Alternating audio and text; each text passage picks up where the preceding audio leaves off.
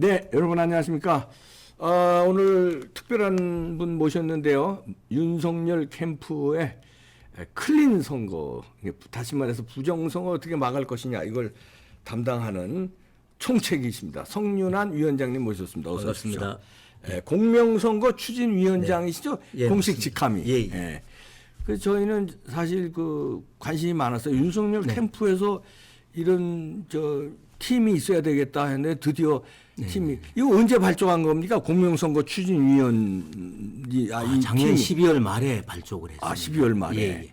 그래서 한 20일 정도 세팅하는 시간이 필요했고 네. 정식으로 활동한 건 한 1월 20일 이후부터 이제 활동이 1월 20일 시작됐죠. 이후에 이제 한 달 정도 이제 활동했네요. 예. 그래서 이제 우리 성윤환 위원장님은 율사 출신이고요, 검사 출신이시고, 이것도 역사나 이런데 또 교수도 하셨고 해서 조예가 깊으신 분이라서 적임자다 이렇게 봐지는데 지금 한 달 동안에 어떤 활동을 하신 거죠? 클린 선거에 우선 관해서. 이제 시민 단체나 국민들의 의견을 수렴하는 작업을 했습니다. 그래서 우리가 활동해야 될 분야가 뭘까를 세팅하는 작업이었는데요. 네. 첫 번째는 선거 운동 과정에서 불법 행위나 위법 행위가 있다면 그걸 찾아내고 조사하고 고발하는 작업. 두 번째는 이제 우리 시민단체에서 굉장히 또 신경을 쓴 부분인데 투개표 과정에서 부정 불법이 지난 4.15 총선에 많았다. 그래서 이번 선거에서는 어떤 경우에도 그런 일이 일어나지 않도록 우리가 막겠다. 그런 쪽에서 또 우리 업무를 세팅을 했고요. 세 번째는 이게 사실은 저희로서는 제일 중요한 부분인데요.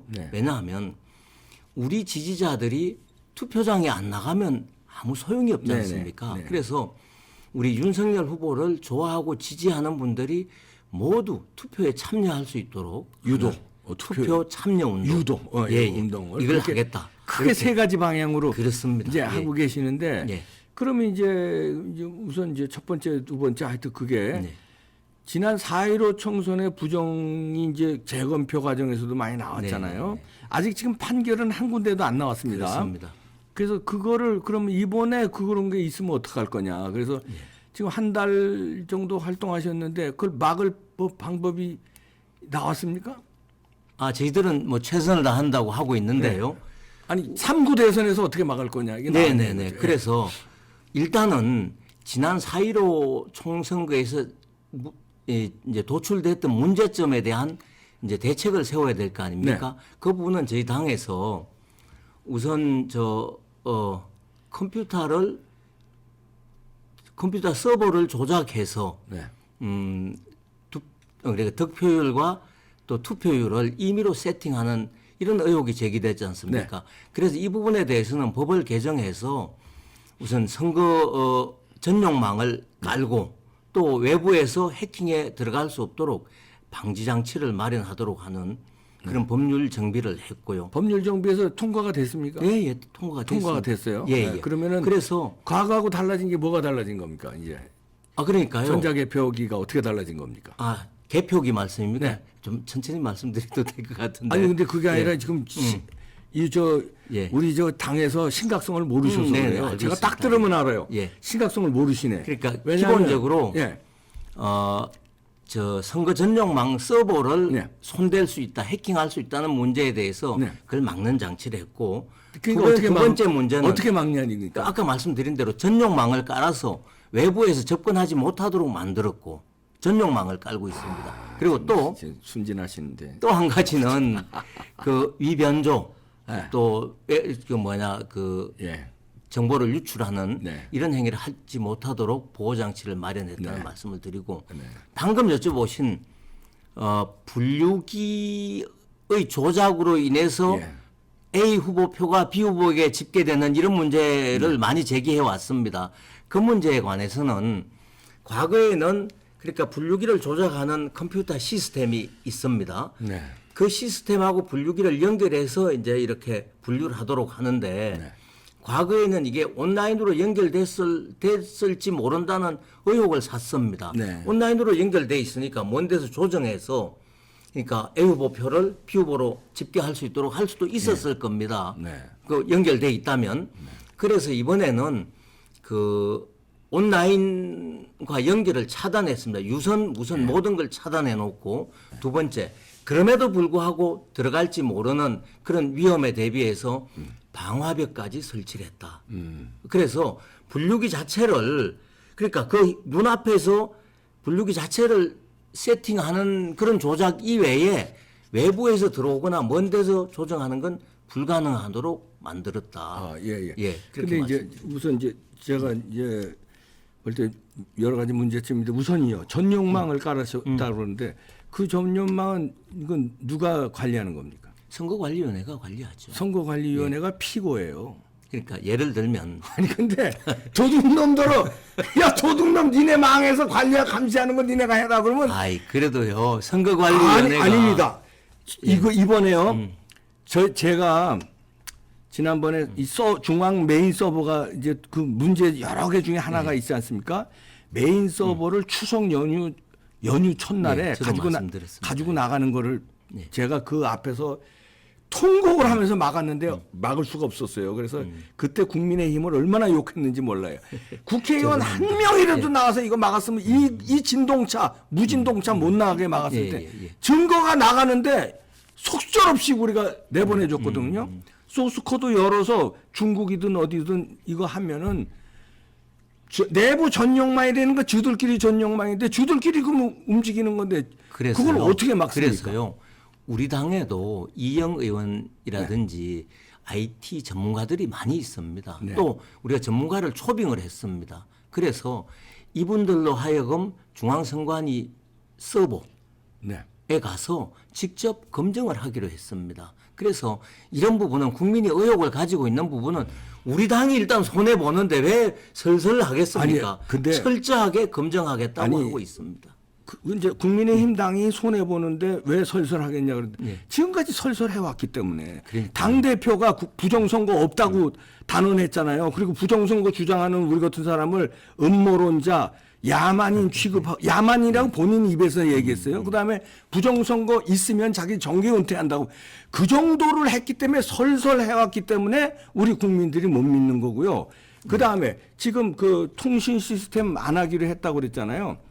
네. 분류기에 거기에 그 수정 발진기가 들어가 있는 거 아십니까? 수정 발진기가 그 기술적인 아니 근데 이제 그게 요번에 또 발견됐는데요. 뭐냐면은 외부 20km 안에서 지금 우리 와이파이 이런 거 아니고 안테나로 송수신을 할 수 있는 요만한 그 발진기가 그 안에 들어가 있어요. 그걸 어떻게 발견했냐면 지난번에 전자개표기 회로를 찍었는데 그걸 분석을 해보니까 그 안에 수정 발진기가 있는데 그 용도가 뭐냐면은 20km 안에서 통신이 되는 거예요. 근데 지금 182군데 임시사무소를 중앙선관위에서 사무실을 열었어요. 간판도 안 내걸고 무슨 용도인지 밝히지도 않습니다.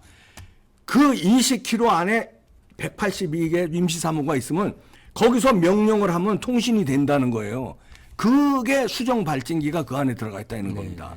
그걸 어떻게 막습니까? 20km 안에서 다다다다 치면 명령하면 여기서 5장 중에 하나는 일리 가라 명령하면 그게 세팅이 돼서 그냥 가는 거예요. 그거 어떻게 막습니까? 그 말씀을 좀 드리면 우선 우리 당이 지난 4.15 총선의 부정선거에 대해서 설설 대응했다는 점에 대해서는 정말 가슴 아프게 우리가 받아들이고 성 위원장님이 하신 건 아닌데 어쨌든 당은 그래서 이번에는 어쨌든 철저히 하겠다. 할 수 있는 한 모든 건 다 하겠다 하는 그런 각오로 임하겠다는 말씀을 드리고요. 그 다음에 이제 임시사무소 문제 의혹을 많이 제기하시는데요. 182군데입니다. 밝혀진 것만. 이 부분을 제 개인 경험이라 말씀드리긴 참으로 곤란한데요. 저도 선거관리위원회에 제가 조그만 이제 이 상가의 지하실을 빌려줘 본 적이 있습니다. 왜냐하면은 그때도 이제 선거관리위원회가 선거철이 되면 여러 가지 장비라든지 또는 그 뭐 이 비품을 보관하는 창고가 필요해서 그걸 이제 배분 받아오면은 풀 데가 없습니다. 대부분 선거관리위원회가 서울 시내나 대도시에 있는 거는 자기 독자적인 건물을 가지고 있지 않고 네. 임대 사무실을 쓰고 있습니다. 그래도 굉장히 협소하게 쓰는데요. 네. 그러다 보니까 선거 기간에는 이와 같은 이제 창고라든지 임시 사무실을 빌려 쓰고 있었습니다. 네. 저도 임대를 해본 적이 있습니다. 네. 근데 그 보면 비품 보관 창고로 썼습니다. 제 경우에는. 예. 그리고 이제 제가 이제 이 문제에 대해서 문제가 돼 선거관리위원회에 물어봤습니다. 네. 그랬더니 그 랜선을 깐 데도 있고 안 깐 데도 있고, 그래 안 깐 데는 일반적으로 그 창고 용도로 쓰려고 하는 데 같고요. 네. 랜선을 깐 데는 이제 선거 감시 요원들 있지 않습니까? 선거철 되면은 그 공무원이 아니면서 선거 운동을 이제 감시하는 요원들인데 주로 그 사람들 사무실로 많이 쓴다고 합니다. 그래서 랜을 깔았다고 합니다. 그래 제가 아직도 나이브하게 생각하는지 모르겠습니다만은 예 그 그리고 위원장님이 그 임시 사무실을 빌려 주실 때 네. 경험이 있으시다니까 네네네. 거기는 이제 비품 보관 창고였잖아요.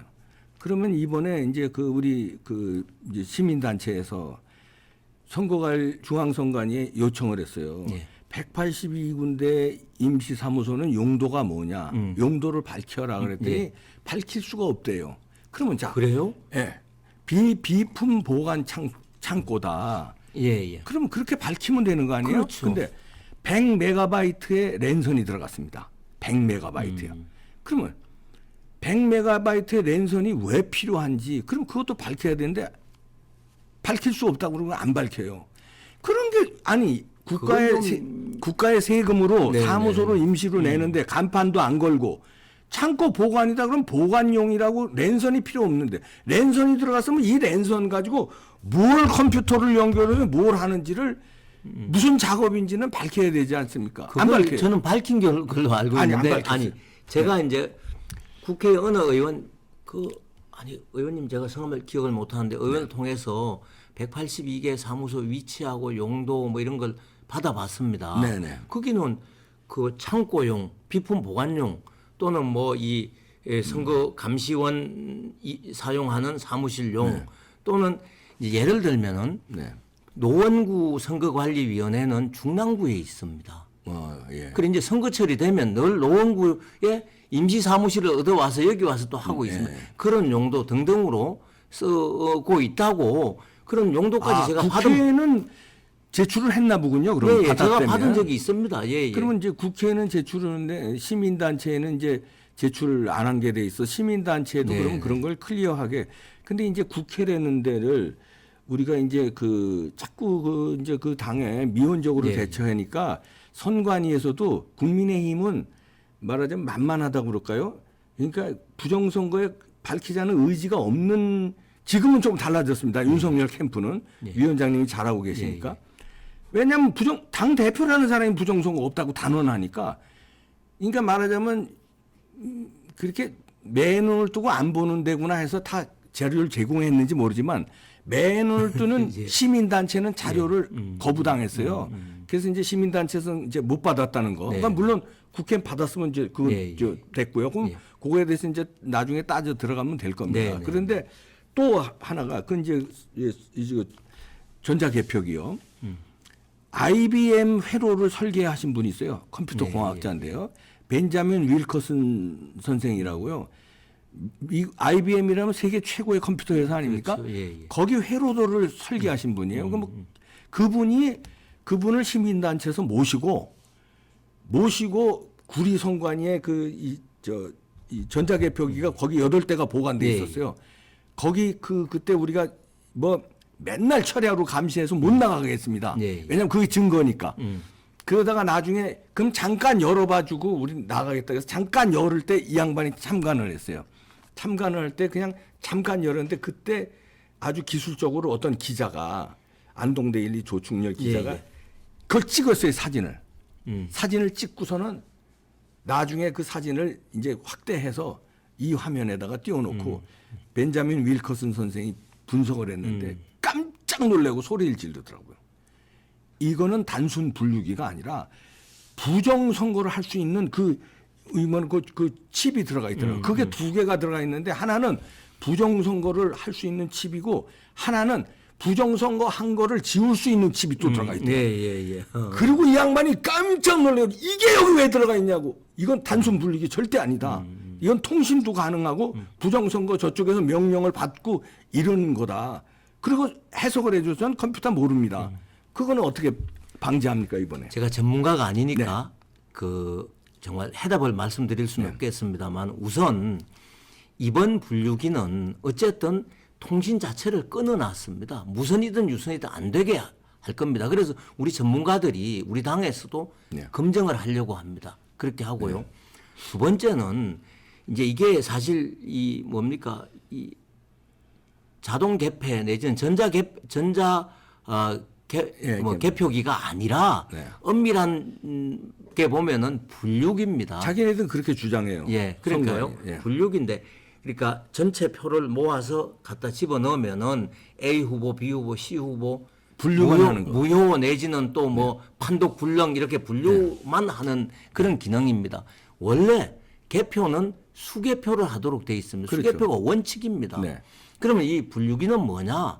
수개표를 위한 보조 수단에 불과한 겁니다. 그래서 반드시 분류기에서 나온 분류에 나온 놈을 사람이 일일이 확인하도록 하고 있습니다. 그럼 확인 다 했느냐 하면 안 한 경우가 많았습니다. 지난 선거까지.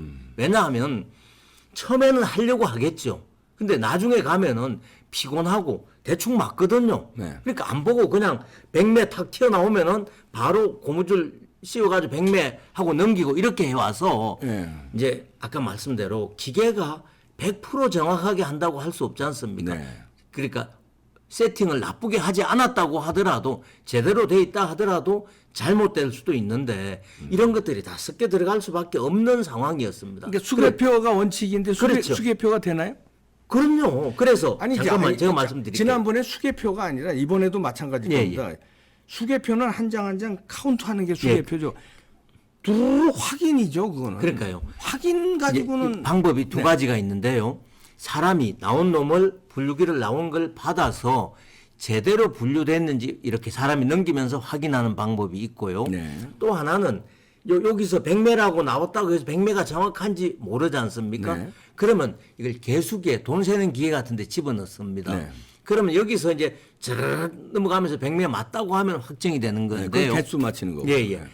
개수 맞히는 그 개수기에 넘어가는 속도를 두룩 이게 아니고 착 이렇게 조정해서 사람이 일일이 다 보도록 하는 두 가지 방법으로 선관위가 운영을 해왔던 것 같습니다. 이걸 철저하게 이행하도록 하고요. 우리 이제 참관인 교육을 시켜서 이거 소홀히 하면 바로 스탑시키고 여기 항의를 하고 그 부분 상당 투표함에 대해서 다시 되돌아가서 다시 하도록 이렇게 교육을 시킬 예정이고 그렇게 할 겁니다. 근데 지난번에 지금 믿어주셔도 됩니다. 근데 지난번에 충남 부여에서 정진석 그 지역구입니다. 지금 말씀하신 대로 했어요. 그래서 이제 해서 뚜루루 확인하니까 2번 표가 1번 뚜루루 들어갈 수 있죠. 묶음에 있더라는 거예요. 그래서 거기서 이제 그때 이제 미래통합당 추천 참관인으로 보이는 사람이 거기서 난리를 친 거예요. 아니 이거 2번 표가 왜 1번 표로 분류가 되느냐? 이거 부정이다. 그러고선 거기서 막 소리 지르고 난리를 쳤어요. 경찰 불러 막 이거 저 기사도 나온 겁니다. 저도 봤습니다. 중앙일보 나온 거예요. 난리를 치니까 거기서 경찰도 뜨고만 난리가 나니까 이제 거기에 이제 그 위원장 있잖아요. 중앙선관위에서 나온 그 사람이 거기는 부정선거에 관여한 사람이 아니죠. 그 사람. 그러면 여기 그거 다시 이거 리셋해서 다시 돌려라 했더니 그게 400 몇 장이에요. 거기 문제가 된 게 400 몇 장을 리셋해서 이 분류기를 리셋 다시 컴퓨터 껐다 켜는 거 있잖아요. 다시 리셋해서 돌리니까요. 60 몇 장이 차이 났어요. 그렇습니다. 그럴 수 아니 있습니다. 잠깐만요. 400 몇 장에서 4장이 차이 나도 이건 무효예요. 안 되지. 근데 60 몇 장이 차이는 퍼센테이지요. 그래서 그걸 뒤집었기 때문에 정진석은 당선됐는데 이게 그 분류기를 전국에서 똑같이 썼단 말이에요. 나머지는 그냥 조금 하니까 이거 별거 아니에요. 이렇게 넘어간 거고 거기는 사생결단으로 싸우니까 400몇 장 중에서 60표가 되면은요. 네. 그때 당에서 이렇게 결정을 내렸으면 좋았을 거예요. 왜냐하면 이 분류기 자체는 이거는 엉터리다. 이거 여기서 증명됐다. 전체 선거 무효다. 이렇게 해서 뒤집었으면요. 저쪽 당들 180석 못 만들어줬습니다. 그럼 투표 다시 해야죠. 그러면은 아마 미래통합당이 압승했을 수도 있어요. 근데 그거를 정진석이 거기서 당선됐으니까 그냥 넘어갔어. 이렇게 해가지고 다른 데서도 다 그걸 썼는데 어떻게 그걸 넘기느냐고요. 예, 그러니까 그렇죠. 이번에도 예. 못 믿는 거예요, 우리는. 예. 또 그렇게 내길 거 아니냐 제가 이거죠. 말씀드릴게요. 예. 자, 기계는 언제든지 완벽하지 않습니다. 기계는 늘 오류를 일으킬 수 그럼 있습니다. 그게 쓰지 말아야죠. 그러니까요. 그래서 그 기계를 좀 빨리 하려고 쓰고 있는 거 아닙니까, 솔직히는. 그래서 사람이 보는 과정, 사람이 하는 과정을 소홀히 할 때는 절대로 좌시하지 않도록 우리는 참관인 교육을 해서 보완을 하겠다. 이래 약속을 드립니다. 이 점은 저희 당을 믿어도 됩니다. 믿어도 됩니다. 근데 이제 그 믿는 거는요. 지나온 행적을 보고 사람이 믿든 안 믿든 하지. 성 위원장은 제가 믿어요. 좀 믿으세요. 아니, 제가 이걸 총지휘를 하니까. 성 위원장은 믿는데 예. 그 당의 대표서부터 한 짓이 있고 한 말이 있기 때문에 그 신뢰를 하루아침에 뭐 모욕하고 나와서 난 깨끗하다. 이렇게 주장하면 한 행동이 더러운 행동들이 있고 부정선거 없다고 길길이 뛰고 오히려 자기들이 밝혀야 될 걸 시민단체에서는 가만히 있든가 길길이 뛰고 부정선거 없다고 주장하는 사람은 음모론자라고 그렇게 밀어붙이는 게 얼마 전까지 그랬어요. 죄송합니다. 얼마 전까지. 그런데 믿어라 하면은 아니 위원장님, 위원장님은 제가 믿어요. 예. 근데 한 짓이 있기 때문에 이제 국민들이 못 믿고 지금 그러는 건데 지금 오스트리아 예를 제가 들려드릴게요. 오스트리아에서 대선입니다. 대선에서 거기서 우편 투표를 우리로 말하는 사전 투표죠. 예. 우편 투표인데 봉투가 4장이 열렸어요. 봉투가. 근데 안에 내용물하고 상관없이 예. 이 내용물이 위조가 됐다 안 됐다 상관없이 봉투 4장이 열렸다는 걸로 이 전체 대선을 무효시켰습니다. 왜냐하면 무결성이 위반됐다는 거예요. 선거는 한 장이라도 무결성의 원칙이 있는데 예, 예. 한 장이 아니라 그게 네 장이 원칙이겠죠. 예, 예. 네 장이 이게 잘못된 것도 아니야. 잘못될 수도 있다. 바꿔치기의 가능성이 있다는 자체로 선거 다시 했어요. 그 결과 다시 한 결과 당선자가 바뀌었습니다. 그러니까 그게 민주주의지. 이거는 400 몇십 장 중에서 60 몇십 장이 틀렸는데 그걸 그냥 내기고서는 믿어라. 오스트리아는 4장 전국 4장이고 이거는 충남 부여 한 개표소에서 개표소에서 400 몇십 장 중에서 60 몇 장인데 어떻게 그걸 믿으라고 그럽니까? 제가 이런 말씀을 올리겠습니다. 어쨌든 이번 대통령 선거에서는 선거 제도의 투표 제도에 대한 많은 개선이 이루어진 상태에서 투표에 들어가게 돼 있습니다. 이러한 성과는 사실은 이봉규 박사님 같은 정말 부정선거 의혹을 제기하고 싸워온 분들의 승리입니다. 아유, 정말로 저는 우리나라 민주주의 발전을 위해서도 큰 역할을 하셨다고 저는 생각합니다. 이 점은 정말 감사하게 생각하고 있습니다. 그런데 그 위에서 저희들은 이런 제도 개선된 위에서 혹여 부족한 부분이 있으시면 말씀 주시면 저희들이 최선을 다해서 이 하자를 메꾸고 그래서 선거가 아주 완벽하게 이루어지도록 하겠다는 그런 말씀을 드립니다. 정말 이거는 아니 송 위원장님 제 믿음이 가요. 제가요. 제 경력을 말씀드리면 저는 검사를 20년 했습니다. 뭐 우리 윤 후보 또 특수부 검사를 주로 하셨는데 저는 이제 윤 후보보다 한참 선배입니다. 그 특수부 검사를 했고 오랫동안 했고 그래서 이런 저는 말이 법인 사람이었습니다. 제가 약속을 한 거는 뭐든지 다 지켜왔습니다. 심지어 이건 좀 약간 좀 옆길로 나가는 말씀인데요. 어느 고위공직자를 사무실을 압수수색을 했는데 서랍에서 돈이 500만 원이 나왔습니다. 그때 제가 웬 돈이냐 추궁을 했습니다. 얘기를 안 합니다. 얘기를 해라. 또 그 외에 다른 이제 수사를 위해서 이제 이분을 압수수색을 했던 건데 그거 이외에 이제 의외의 결과가 나온 거죠. 네. 그래서 당신이 수사에 협조하고 이 돈의 출처를 다 밝혀주면은 내가 이 돈 부분은 문제 삼지 않겠다고 약속을 했습니다. 예. 그래가지고 서울지검 특수일부 거기가 참 예. 최고로 뭐 그렇죠. 막강한 예, 자리였습니다. 자리죠. 예. 그게 부부장을 할 네. 때인데 그 약속을 지켰습니다. 그 당시에 총장까지 검찰총장하고까지 담판해가면서 내가 약속을 했는데 이거 총장이 거부한다고 해서 내가 뒤집으면 안 되는 일 아니냐. 네.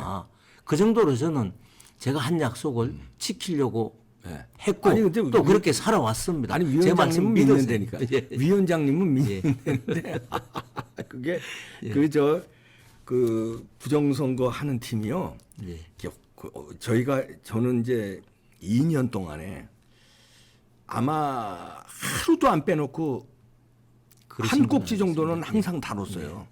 그러니까 저는 이거 뭐 원고고 자료고 필요 없이 뭐 어디 예를 들어서 부정선거 토론회 나가면 뭐 할 수 있을 정도가 됩니다. 2년 동안 계속 방송을 했기 때문에. 그런데 저는 할 때마다 놀래요. 야, 이 자들이 준비한 게, 그러니까 오죽하면은 월터 미베인 교수, 미시간 대학의 부정선거 세계 탐지 최고 전문가께서 논문을 써서 한국 4.15 총선은 사기다. 논문 제목이 사기다예요. 그냥 칼럼이 아니라 논문. 미시간대의 유명한 교수입니다. 그걸 4번이나 썼어요. 왜냐하면 한 번 사기라고 논문을 냈는데 이만한 논문을 냈는데 데이터 다 놓고 믿지를 않으니까 한국에서 또 냈어요. 반응이 없으니까 왜냐하면 야당에서 그냥 그런 걸 보고 이 기획한 사람들이 기가 막힌 사람들이가 그리고 한국산 그 전자개표 시스템 있잖아요. 이거를 수출을 우리가 몇 군데 했습니다. 거기마다 하나같이 부정선거 문제가 발생해서 한 나라는 재선거하고 한 나라는 이건 뭡니까 민중 봉기가 일어나고요. 뭐 난리가 났습니다. 우리나라 시스템이 수출된 데가. 그러면은 제가 이 중앙선거위원회 오래 있다가 퇴직한 사람한테 물어봤어요. 이걸 왜 쓰냐 도대체 이거를. 아니 수개표 하는 거하고 전자개표 하는 거하고 시간 차이가 많이 나냐. 그랬더니 많이 차이 안 난대요. 많이 차이 나야 몇 시간이래요. 그러면 그럼 비용이 수개표 하는데 많이 들어가냐? 그러면 비용은 오히려 덜 들어간대. 그러면 도대체 왜 쓰냐? 도대체 그러면 왜 쓰냐 그랬더니 그 양반이 나중에 돌아서 가지고 중앙선관위 노조위원장까지 한 사람이에요. 노조위원장까지. 답은 하나라는 거예요. 부정선거 하기 위해서 쓴다는 거예요. 근데 그 양반이 이 전자개표 시스템을 우리나라에 처음 들여온 사람이 누구냐면 조혜주입니다. 선거 과장일 때. 중앙선관위 선거 과장일 때 이 시스템을 도입을 해요. 우리나라에. 그 사람이 조혜주고 나중에 중앙선관위 상임위원 하다가 이번에 비토 맞아서 쫓겨났잖아요. 그 사람이에요. 그러면 용도는 시간도 몇 시간밖에 더 절약이 안 돼. 근데 몇 시간 빨리 개표하는 게 중요합니까? 한 표 한 표 정확히 카운트되는 게 중요합니까? 그리고 비용도 더 들어가. 그걸 왜 쓰느냐? 한 말씀 드리면 잘못하다가 제가 선관위 뭐 대변인 아니냐 이런 말씀을 들을 수도 있을 텐데요. 예전에는 선거 투개표 사무원들이 전부 공무원으로 채워졌었습니다. 학교 선생님이나 구청 공무원들. 그 선생님이나 구청 공무원들이 이제는 이걸 안 합니다. 그럼 사람을 어디서 구해오느냐. 정말로 굉장히 어렵다고 합니다. 그래서 일단은 구청, 교육청 이런 데로 협조 공문을 낸다고 합니다. 이래 우리가 투개표 사무원이 필요하니 추천해 주십시오 하면 공무원들이 희망하면 올 수도 있고 안 되면은 또 이분들이 추천받은 사람을 보내온다고 합니다. 그래도 부족하다고 합니다. 그러면 선관위 이제 늘 모집을 하는 줄 알고 찾아오는 사람이 있다고 합니다. 이런 사람들. 그러니까 어떻게 보면은 과거에 뭐 지금 이렇게 이제 모집하는 분들이 수준이 떨어진다고 말씀을 드릴 수는 없지만 과거에 잘 훈련됐던 사람들이 하던 때하고 달리 지금은 굉장히 사람을 구하기도 어렵고 처음 해보는 사람이 대부분이니까 훈련되지도 않고 이래서 문제가 많다고 합니다. 이런 또 어려움은 있다고 저한테 토로하는 얘기를 들었습니다. 그래서 그러다 보니까 조선족도 일부 이제 많지는 않다고 합니다. 어쩌다 한두 명씩 들어갈 수 있다고 합니다. 중국인도 들어갔죠. 예. 그래서 뭐 조선족을 일부러 쓰려고 했던 건 아니고 하다 보니까 한두 사람 들어간 게 문제가 된 것 같다. 이번에는 막 국적까지 철저히 봐서 이번에 국적도 다 봅니까? 아니 그러니까 그 저한테 이제 사적으로 말씀하시기를 국적까지 봐서 그런 말썽이 안 생기도록 그래 해야 안 되겠습니까? 이런 말까지 했어요. 글쎄요. 그런데 이번에도 그 투개표 공무원이 11만 명이 보이콧을 했어요. 그 전 공로 노조에서 그래서 투개표 이번에 안 하겠다. 그래서 공무원들이 투입이 안 됩니다. 그러니까 이번에도 이제 대거 이제 12월 말에 벌써 그 신청 접수가 끝났는데 국정난이 없었어요. 그러니까 또 중국인 들어갔을 겁니다. 그래서 하여튼 참 여러 가지 적인데 하여튼 우리 성 위원장께서 부정선거 없이 총력을 기울여 주신 믿으라니까 그러면 책임을 이제 지시는 거죠. 제가 한 말씀만 드리겠습니다. 지금 민주당에서는요. 지방선거 공천할 때 대선 기여도를 제1번으로 감안하겠다고 합니다. 대선 기여도를 개수적으로 계량적으로 추량해내자면 뭐겠습니까? 사전 투표율에 있습니다. 그러니까 사전 투표율을 잔뜩 올리고 거기서 또 그건 2부에서 따로 하시죠. 그럴까요? 지금 시간이 2부에서 곧 좀 중요한 문제 같은데 요것만 따로 그냥 2부에서 하겠습니다. 사전 투표 문제는 2부에서 따로 하겠습니다. 알겠습니다. 저 책임지실 거죠? 제가 책임집니다. 부정선거 때문에. 저 책임지신다니까 여러분들 관심 가져주시기 바랍니다. 감사합니다.